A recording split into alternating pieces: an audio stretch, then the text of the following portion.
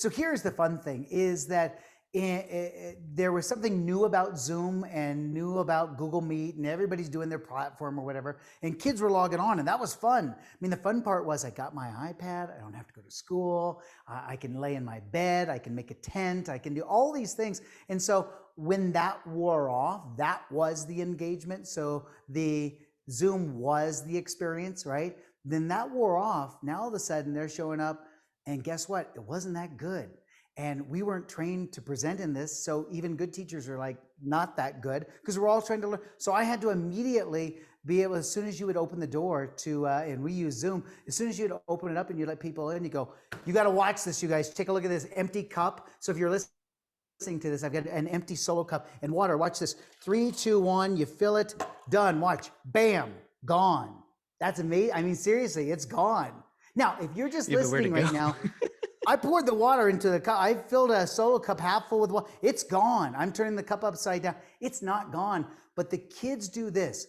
In class, they did it. And now online, they do it. They do this. They go, what? And you can see them lean forward. And it's been a metaphor I've used in education for a long time. You get a kid to lean in. That's a kid going, hey, hold on. I got to take notes on this. Yeah, for the first time ever, a kid's like, I got to get a piece of paper. I know how to do this. I've just refused to do it for years, but I got to, because I want to know how to do that. What did you do? And so for the people who are listening, if you're watching, it looks like the water's gone. Let me turn the cup upside down. Look at this. The secret is, believe it or not, we turn the water from a liquid into a solid. It is a solid mass in my hands. It feels like gel, right? And I know, Stephen, you know what this is because you played with it before. This is the secret ingredient in a baby's diaper. Is that fun?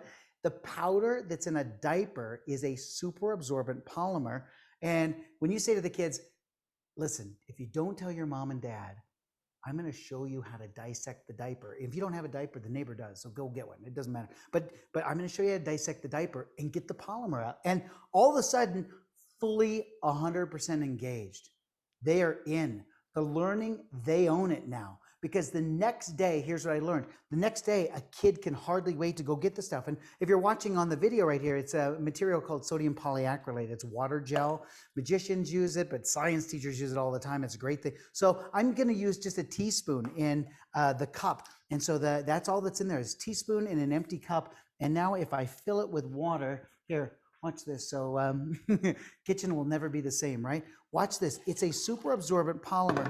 Bam, it's fast. Right over the head, gone. So it's that kind of thing that worked for me in class, but it works even better in this medium because if I, in class I can say, so kids, I've now gotten everybody a diaper and now we're going to dissect it. We're going to be in groups of 3 and here's a worksheet. When you don't have that ability, you say, get a diaper. I don't know if it's going to work for you. The next day that class starts, they can hardly wait to show you. So they fully 100% engage. And what we always talk about to just kind of give you the thoughts on it is that when they engage, they connect. And I don't know what happens first. Do you connect first and then engage?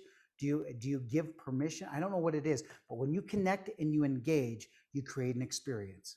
And if you think of it like a Venn diagram, the very center of that Venn diagram and the intersection of those 3 circles to engage, to connect, and create an experience is what's called a best day ever.